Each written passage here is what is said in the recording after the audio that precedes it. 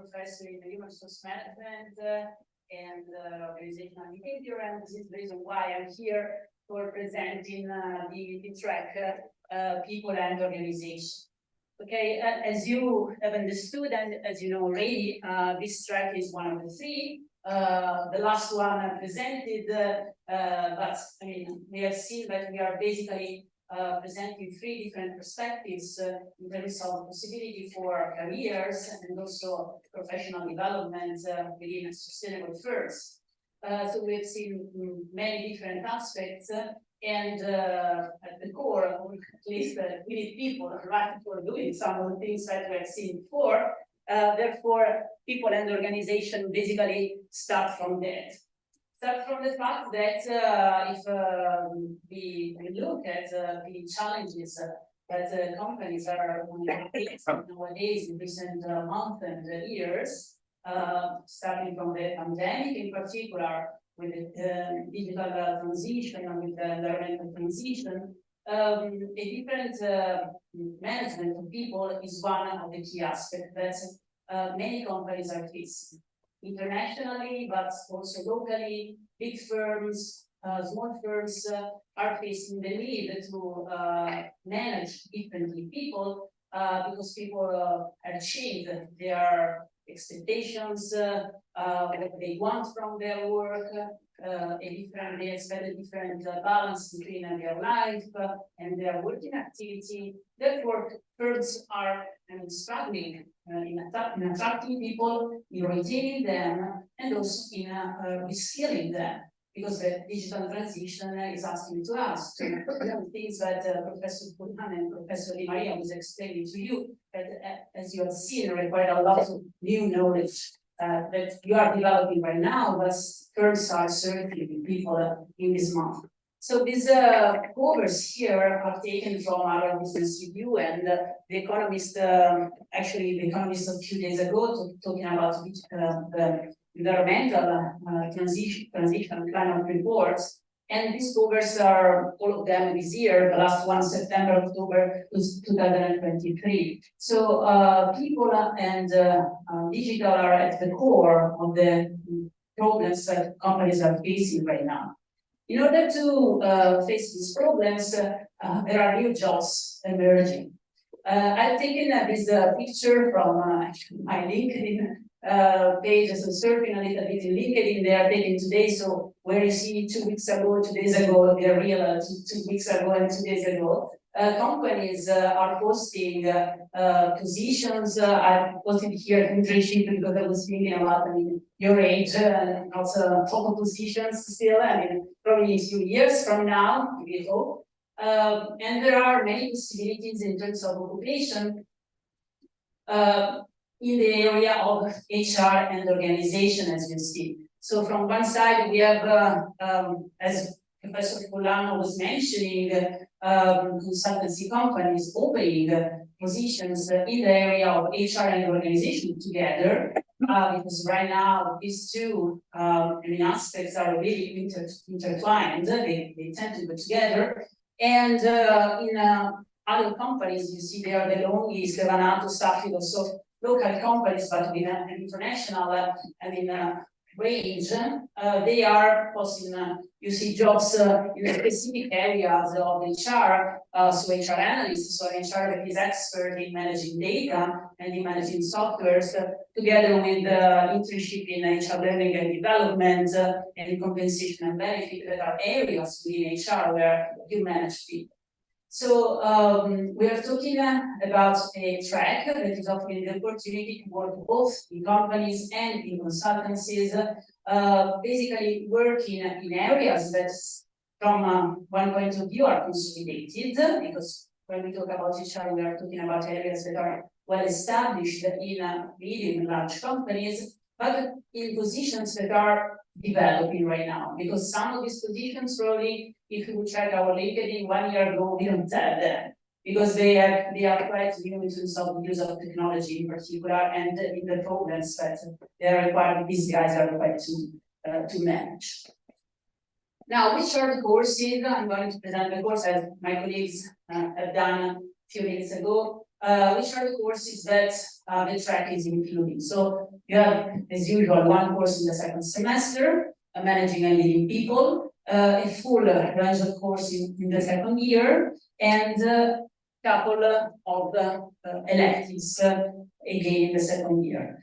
In order to provide you, let's say, a meaning of the courses and try to represent them, and I love the idea of having problems, having problems. In my case, I try to provide you a picture that explain how these courses are related, and then I'm going to enter in detailing a little bit the content of them. Let's say that at the core of this, I call it HR ecosystem, so all the aspects of managing people in organizations, there is the course managing and leading people that you are adding in the second semester. It's a core course. Why? Because basically it's offering all the knowledge that you need in order to work together with other people and guide other people with collaboration, regardless of the fact that you are going in HR or not.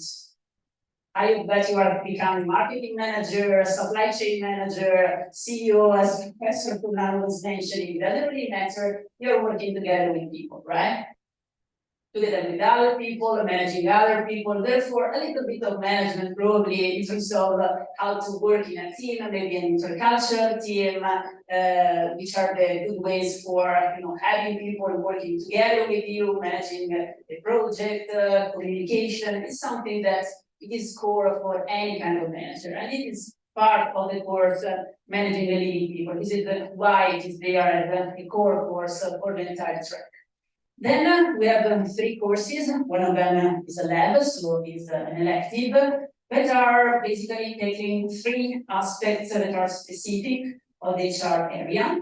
I'm going to enter in detail in a few seconds, but let me just list them. Talent management, diversity and inclusion, performance management and compensation, and HR analytics lab. So they are there because they are providing specific techniques and tools and models that are useful, toolbox for a person who wants to specialize in HR and organization.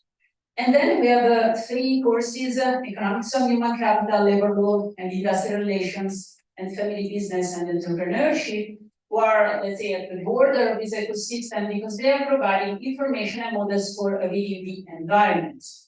They are fundamental as well because we know that uncertainties are coming from the environment. So adding models and instruments for understanding how the environment is changing in terms of legislations, in terms of economics, in terms of also the entrepreneurial domain, the entrepreneurial area is something useful if you want to be a good professional in this area, understanding what people are doing, how they work, and how an organization can perform in this kind of environment. So let's start from the key course. I already explained briefly what is this course about. I also prepared a small graph showing how the content of these courses are related to the ESG objectives, and they contain also a little bit of analytics, so the digital part that are key parts of our entire program, right? So I try to relate them, so I hope a better understanding of the content of the course also from this perspective. So managing and leading people, I mentioned to you already. So key models and tools for understanding how to work with people, so in terms of communication, negotiation, for instance, decision-making process. So really transversal techniques and tools that are useful, as I was mentioning, regardless you are going to work in an HR area. Then let's enter in something specific, HR related and organizational related, talent management, diversity and inclusion. You can think of it as a first step in a kind of employee journey. So a company is attracting initially a person, and therefore talent management illustrates all the techniques that a company can use in order to attract and develop individuals. We know that right now is kind of difficult because individuals may want different things. They listen to different messages. they are diverse. So in this sense, companies should be aware of different preferences in terms of workplace, work-life balance, values that people want at work. So this course in particular try to describe these techniques, being careful in also outlining all the implications in terms of diversity, equity, and inclusion, that we know is a hot topic, an important topic nowadays, in particular in an intercultural and intergenerational environment, as we know where we are living nowadays. Then, after attracting a person, the second course in that is explaining our employee journey, suggest that companies, what they do, they develop the person. So they develop the person, evaluating his or her performance, and paying this person. So the performance management and compensation course is about all the techniques that companies can adopt in order to evaluate the performance of people and design his or her compensation package. In particular, in this course, we will try to involve also, companies that are expert in designing compensation packages, also at international level, so in multinational companies. And we will see techniques for evaluating performance that are not the traditional ones, because we know that right now, for instance, we work from remote. Therefore, measuring performance is becoming a little bit difficult. It's not like people sit in offices, you can control them every day. Therefore, measuring performance is changing a little bit, and there are new techniques developed. Therefore, this course is describing these techniques and trying to suggest how to design a good compensation package that is not only money that are relevant, but also other things for workers. Together with these two courses that are, as I was suggesting, describing the employee journey, you can leverage actually the knowledge of the HR lab, that is an elective HR analytics lab.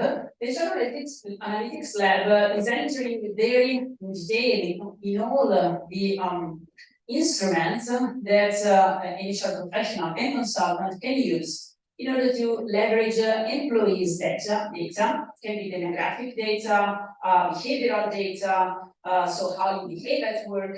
All this data can be used for forecasting your future behaviors and, for instance, for anticipating your performance. Companies nowadays, they are using this kind of information, for instance, for understanding who is the next person who is going to leave the company. So they know in advance your future behaviors and they try to anticipate your behaviors. So it is possible to use a lot of information that we are living everywhere as employees for being managed in a proper way, let's say, or this information can be used by a company for planning activities for individuals. Then we move to the courses that describe the environment. The first one is the economics of human capital. So we have here a course that is from an economics perspective, is describing the same problems that I was describing to you before. Therefore, something related to the training, with the demands and offer of work, the wages, but with an economics perspective. So let's say it's like looking at the same problems, but with a higher point of view. That is useful in any case for providing terms an overview of the market and the economic rationales that are behind the management decision. Similarly, companies need to take into consideration labor laws and industrial relations. Companies, they don't compete in a vacuum, but there are plenty of laws that they need to respect. And in particular, if they compete in an international environment, these laws can be different for different people in different countries. Therefore, considering these differences in legislations is particularly relevant, because you want to be, to respect diversity, equity, and inclusion. Therefore, you don't want to discriminate on the basis of the different legislations. Therefore, knowing different legislation is particularly key in an international context. It's not only a matter of market, but it's a matter also of managing people. Therefore, this course is providing you knowledge about that. And finally, we have a course of family business and entrepreneurship. That is another aspect of the idea of managing people and organization, where in this case, people are the one that are starting their own firm. One of the things that is said a lot right now in new forms of organizing, like some of you seeing in the courses that you are attending in this first semester, is the fact that employees are required to be kind of entrepreneurs, right? So to be accountable for what they do, to take responsibility for their company, and they are entrepreneurs. So understanding a little bit of entrepreneurial career and understanding a little bit how to manage people in smaller companies is something that can be interesting also for you, maybe as future entrepreneurs, not only managers. Therefore, we are offering new elements in this instance in order to understand how the techniques that we have just seen can be done and used in these specific companies that are entrepreneurial and family business. Now, all the things that I said, okay, and here, okay, again, but I'm not repeating, you have internship and dissertation. Things that I just said are presented in different words, same content in the same videos that were shown before. So you can enter and check and see all the different presentations if you're interested. In addition, I don't know if you can read it because it's blue over red, so not the best choice in terms of colors. So I don't know if you're colorblind when you can see it here. Sorry for that. In any case, you see the names, and therefore you can easy to find them. So I right here, if you want to know more, feel free to contact me for sure, Professor Campagnolo. Some of you, are having a class with him, so all of you should have class with him, so feel free to ask, to stop him at the end of the lesson and make a lot of questions, inquiries, things that you don't understand. Then another person involved in the track is Professor Pulita, that probably you already know as the actual coordinator of the program. And finally, Alessandro Tognazzo, there's another position, another colleague who is involved in this track. So feel free to contact us and make questions. We are more than happy to provide you any information that you want. And thank you very much for my time.